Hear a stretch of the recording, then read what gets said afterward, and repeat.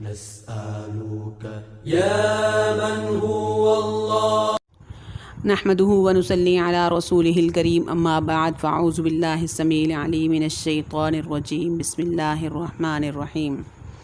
محترم سامعین، السلام علیکم ورحمۃ اللہ وبرکاتہ۔ محترم سامعین، آج میں جو موضوع لے کر حاضر ہوئی ہوں وہ ہے سبحان اللہ کی برکتیں اور انعامات۔ سبحان اللہ کہنے والے پر اللہ تعالیٰ کی طرف سے کیا انعام ملتا ہے، اس کی کیا برکات ہیں۔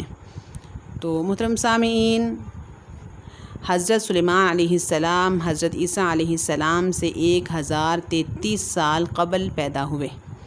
آپ حضرت داؤد علیہ السلام کے ہونہار بیٹے، وارث اور جانشین تھے۔ آپ کو جو حکومت اپنے والد حضرت داؤد علیہ السلام سے ملی تھی، اس کی وسعت کے لیے آپ نے اللہ کی بارگاہ میں یہ دعا کی تھی، رب اغفر لی وہب لی ملکا لا ینبغی لأحد من بعدی انک انت الوہاب، یعنی اے پالنے والے مجھے بخش دے اور وہ حکومت عطا کر میرے بعد یہ شرف کسی کو نہ ملے، تو بڑا عطا کرنے والا ہے۔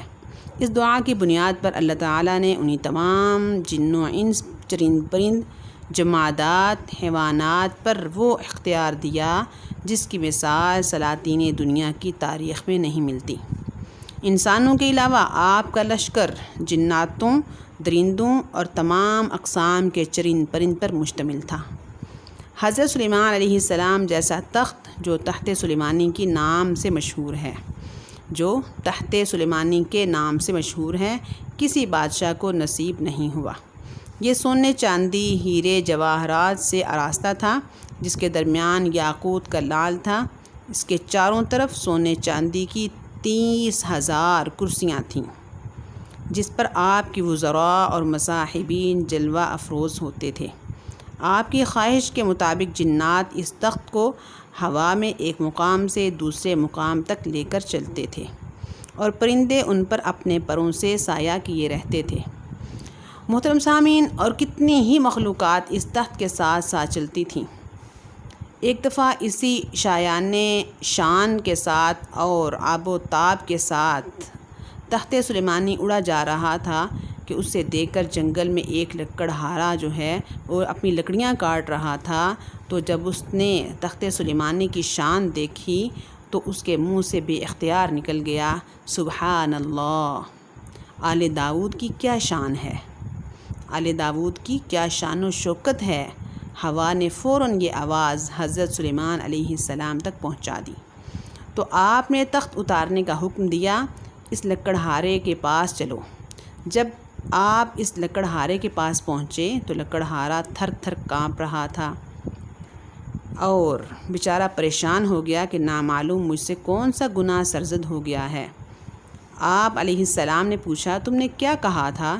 اس بیچارے کو مارے خوف کے یاد ہی نہ رہا۔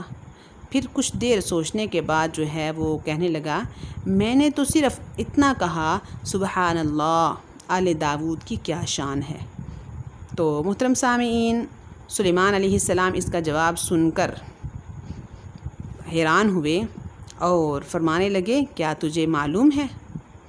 تخت سلیمانی کو دیکھ کر تو رشک تجھے آیا، لیکن تجھے یہ بات معلوم نہیں کہ تو نے جو سبحان اللہ کہا تھا اس کے سامنے ایسے ہزاروں لشکروں کی کوئی حیثیت نہیں۔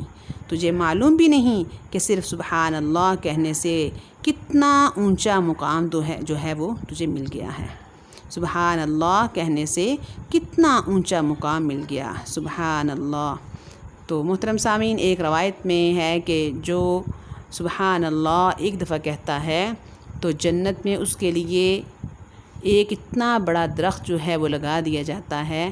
عربی نسل کا تیز رفتار گھوڑا 100 سال تک اس کے نیچے جو ہے وہ چلتا رہے تو اس کی مسافت ختم نہیں ہوگی۔